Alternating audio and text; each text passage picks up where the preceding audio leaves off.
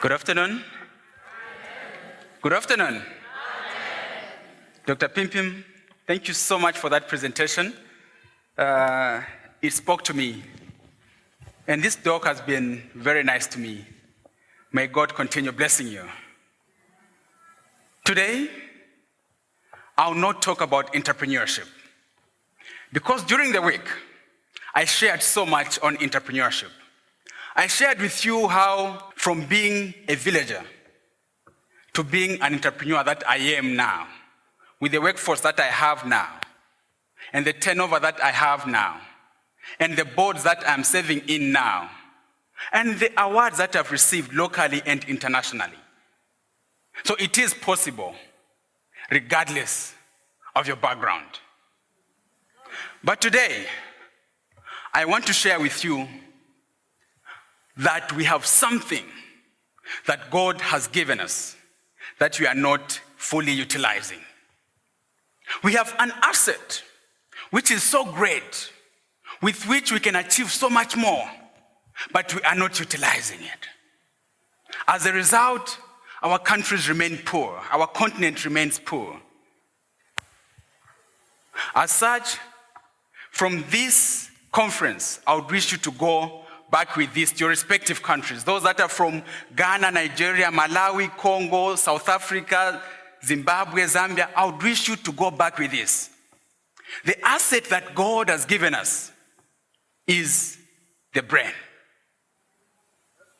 The greatest asset that we have is the brain, and we need to utilize it. The challenge that we have is we are not utilizing this asset. I think let me share with you this, because maybe you may not fully understand how powerful the brain is. I'll not use scientific terms, but let me share this with you. The intestinal cells, the cells in the intestine, have a lifespan of 4 days. So every 4 days, the cells are regenerated. The old ones die, then you have the new ones. The cells in the stomach are regenerated every 5 days. The old ones die, and you have the new ones. The skin cells are regenerated every 30 days. No wonder most of the lotions would indicate that you see results within 30 days. The old cells die, and you have the new one. The liver cells, 42 days. The old ones die, you have the new ones. The bone cells, 90 days. The old ones die, you have the new one. That is why when you break your hand, they'll put a plaster. Then the bones can reconnect with the new cells. The red blood cells, every 120 days, the old ones die, and you have the new ones. The cells that last the longest are the white blood cells, which go for 1 year. And the reason is simple. The white blood cells are the defense mechanism of the body. So those go for 1 year. But here's something interesting. Neurons, the brain cells. It takes an average of 90 years for brain cells to die. 90 years. So the cells that you had when you were a kid are the same cells that you still have now. As such, we need to cultivate this organ. We need to engage this complex, powerful organ. We need to read content that will cultivate and engage this organ. The challenge is we are not engaging this organ. We live our lives and we die having used less than 1% of our potential. You have the potential. God has given you the greatest that you need, which is the brain. Utilize it. Spend your day engaging in things that are productive, so that by the time you are going to bed, your brain has been fully utilized. I think let me share this with you. You see how TV stations run? You might have an important program. When that important program ends, since the TV station is supposed to remain on, When the program ends and there's a lapse in time with the next important program, the TV station will not close. What are they going to do? They'll push in a filler program. So in that filler program, they might push in some songs or maybe adverts. That's a filler program because it is not important. That has just been pushed as you are waiting for the next important program. So they push in a filler program. Now, my call on you, when you utilize your brain fully during the day, when you sleep, the brain doesn't sleep. You know that? As you get to sleep, your brain now begins pulling files from what you are doing during the day, what you are thinking about during the day. It starts processing. Your brain doesn't sleep. Now, as it is processing, that is when you get to have some dreams about the things you are thinking about or you are engaged in during the day. You have those dreams at night. I've had dreams where I'm having a discussion with a banker saying, you see, this interest rate is too high, bring it low. Because that is how my mind was engaged during the day.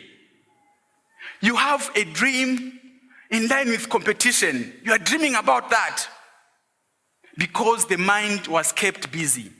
But alas, we have fully grown up men and women who do not engage their minds. As they get to sleep, the mind wants to process. It searches the file on what to process. There is nothing to process. What does it do? Since it has to be awake, it pushes in a filler program. Then you dream of a dog chasing you. Filler program. A fully grown man and woman, fully grown. Dreaming, no, I was dreaming, then there was this fence, then I don't know how that dream ended. Filler program. Your mind is not engaged. We need to engage this asset. We need to fully utilize our assets. Amen? God has given us that. Africa must think. Africa must think. What you have, you can do so much with it. Let me share this with you, just to show you how powerful your brain is. Just to show you, and just to share with you how powerful your brain is. Let me see the hands of those that remember what you were putting on yesterday. The hands of those that remember what you were putting on yesterday. Thank you. Almost all hands are up without thinking. Now let me share with you the process that your mind went through before you raised your hand. To begin with, the sound waves left my lips, traveled through the air, and entered your ears through your external auditory meters, down the tympanic membrane, set up a vibratory force across the oscars of your inner ear to the oval round windows, generating a vibratory force in the endolymph, which mechanically distorts the microcilia, generating and converting mechanical energy into electrical energy, which traveled across the cochlear nerve to the cochlear nucleus at the pontomedullary junction. From there on, we still have a way to go. From there on, it went through the superior nucleus, ascending bilaterally the brainstem through the littoral lemniscus to the inferior colliculus and the mediogeniculate nucleus.